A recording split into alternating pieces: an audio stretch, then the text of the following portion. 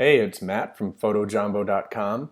I get a lot of people asking me how I create the images that I create, and I thought I would show you a little bit of my daily workflow through Lightroom. So this is a photo that I took with my DJI Phantom 3 professional drone of Figure 8 Island off of the coast of North Carolina.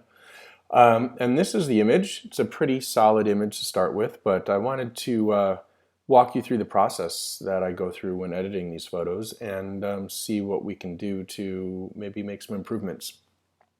All right, so the key is to just work your way down the line. It's a creative process, and you'll find that a lot of the settings you just leave right where they were. And there are a couple settings that make a big impact, and it'll be different for every photo.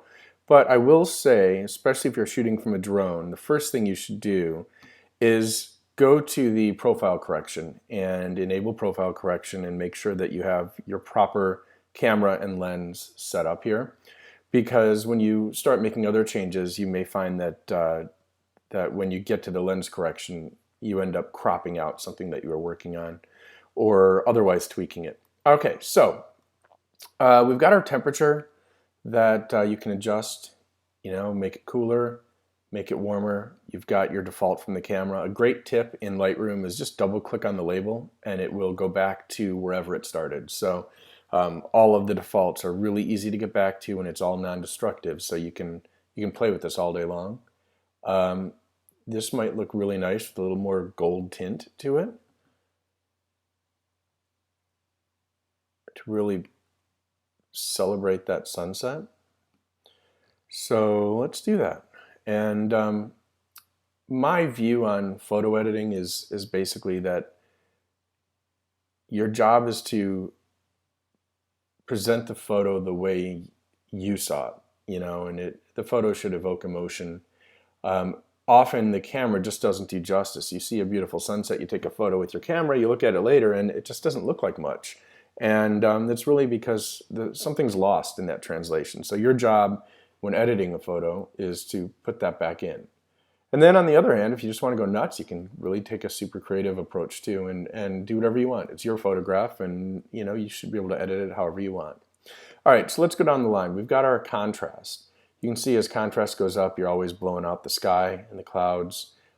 Generally speaking, I don't mess with contrast too much because really you're going to have a lot more control over it when you get into the highlights and shadows and the tone curve sliders. So let's have a look. I'll run this highlight shadow slider all the way up, all the way down. You can see we can accentuate the sun. If we pull it down just a little bit, really show that glow to it. But we're going to lose a lot along the beach. Actually, we're not losing too much.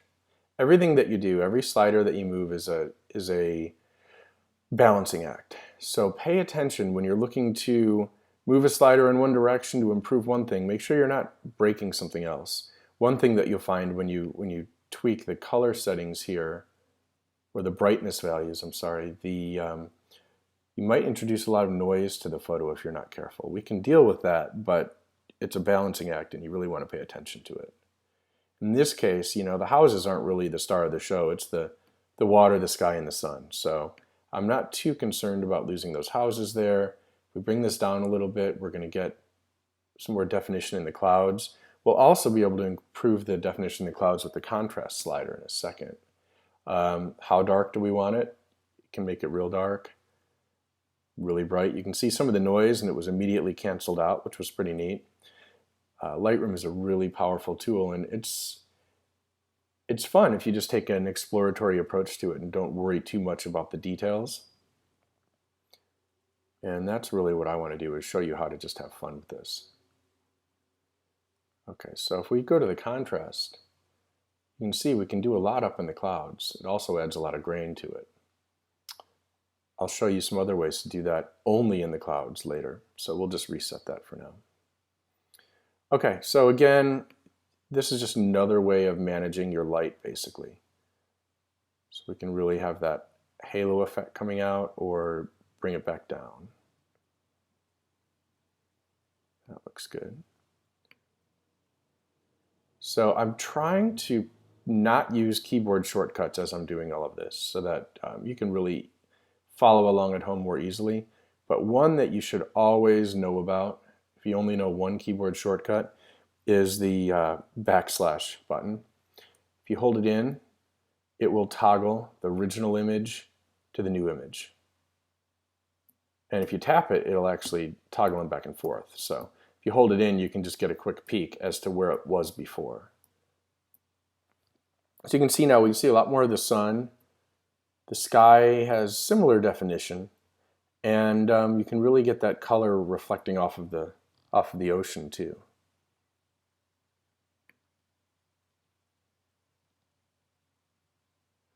I'm going to drop these shadows a bit to really accentuate the fading light that we get from the sun. Okay, so now we can work with hue, saturation, and luminance on a color channel basis if you want. So you can make changes that only affect a certain color range. For instance, if we wanted to make the sky a lot more saturated, we could slide up this blue slider and maybe the aqua slider. And you can see now you've got more color in the sky. You can also see that there's now quite a bit of noise. So that's not necessarily something we want to do, but we should probably check out what's going to happen with this sun if we look at the different saturation options.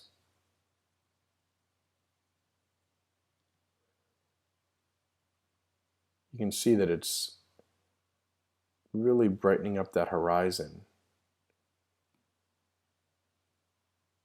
Luminance will often make the color dimmer. So even though you just bumped up the saturation, it now actually goes dim. And that's because it's really making that orange shine. So you have to be careful because you can counteract one slider with another.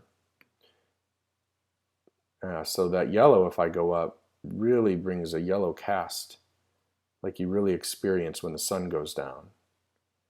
I don't think I want to overdo it, but a little bit could go a long way there. You can see what this is doing to the clouds now as I move the luminance of the yellow band around. That's because the yellow is the color that's closest to those clouds. So that's about right there.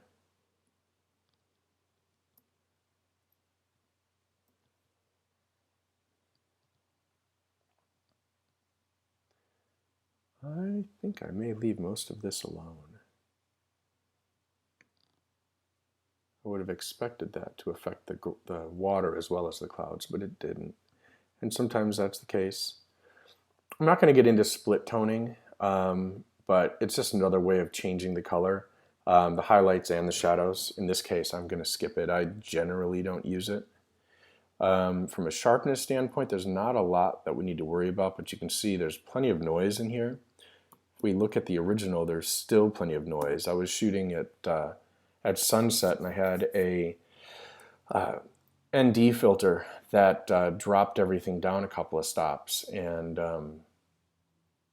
that sometimes you don't have the perfect lens on the camera, and at that time I didn't.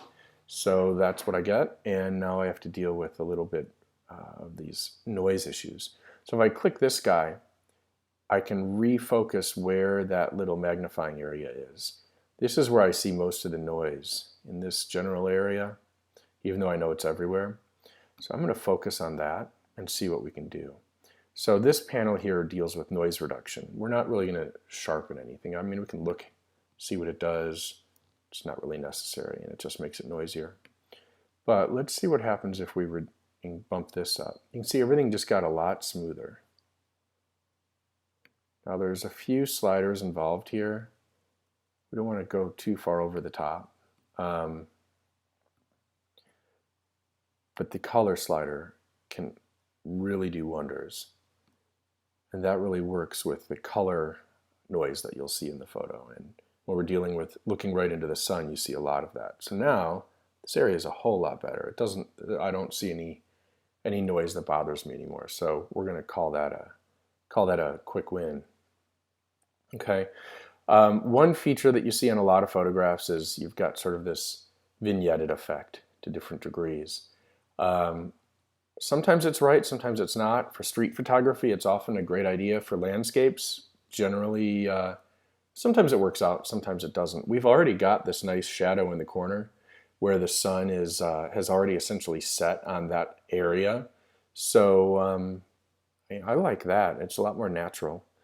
Finally, if you ever do have an image that, by the way, you can also slide this up and get this ridiculous white vignette, which I've used maybe once in a snow scene, but generally that's it just looks weird. Grain. So if you've got a really noisy image and you just can't fight it, you can join it and take it grainy.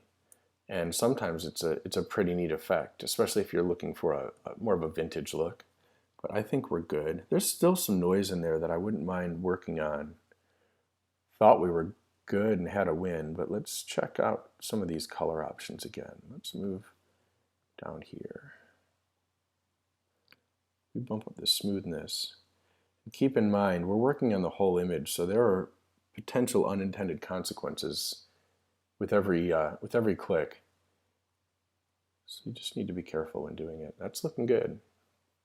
Okay. Now, if we wanted to make any changes to the sky, we've got these filters up here. We will go through just the filters that we need to use today. I've got a graduated filter and a radio filter. These are the two that I'm really worried about most today, and we'll talk about some of the others later. Let's see. So here's a radio filter. If you hold down Shift, it'll force it to be round, just like in Photoshop or any other image editing product. These masks are inverted by default for some reason. I'm not sure why. So the first thing you do just about always is switch the mask out. And you can see I've got it set so that the contrast is all the way down every time I create one. That's not because I like that look. It's because you can't miss where you're drawing your circle. So here we go. Now we've got the sun in a radial filter, and we can tweak it however we'd like. I'm not certain that I really want to do anything there. I just thought I would point it out as a nice round spot. We could bring the clarity down or up. It's not doing us any good. Work on the highlights. Again, not really necessary. This is essentially dodging and burning. I'm going to kill this guy. We don't need him, so we'll reset that. But we might want a gradient or a radial filter. Sorry, a gradient filter at the top. Also, I guess called a graduated filter from back in the day for any actual Lightroom fans out there. So you can see here we can move this filter down. I would want to avoid the sun, but we might be able to get a little, have a little impact on the sky. So let's take a quick look. If we move the contrast up and down, you can see we can pull a little more out of those clouds. They're turning just a little green, but it was actually getting somewhat stormy out at sea. So those green skies were actually what I was looking at. Now you can see here clarity works a little different than contrast, and clarity can help you bump down some of that noise. So let's see what this looks like with and without that filter. A little lighter here with the filter. Things are popped out just a little bit more. We might try sharpening the clouds too.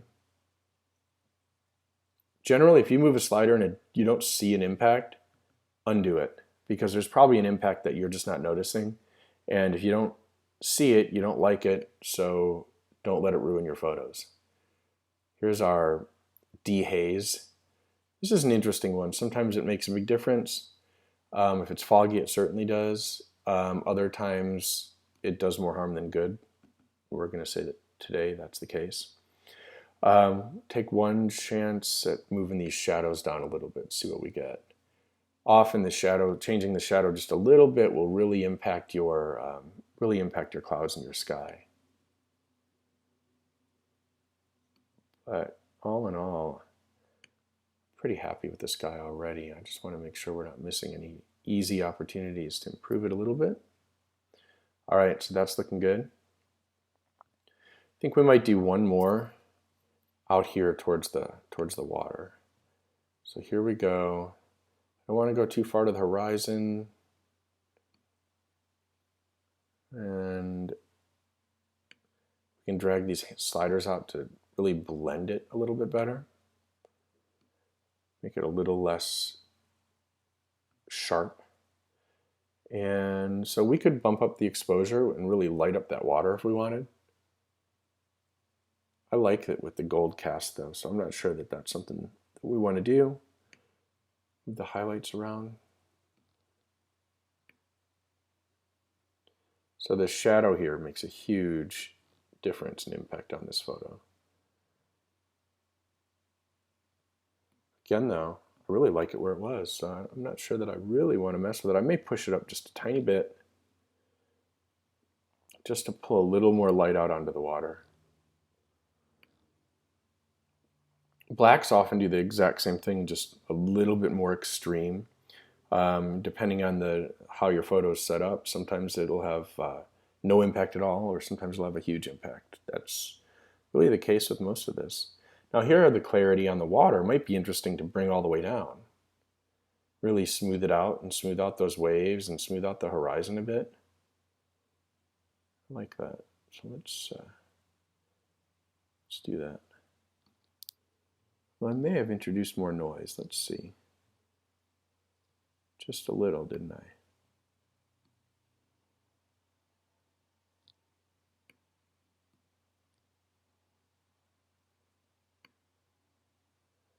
Now there are noise sliders on each of these filters as well.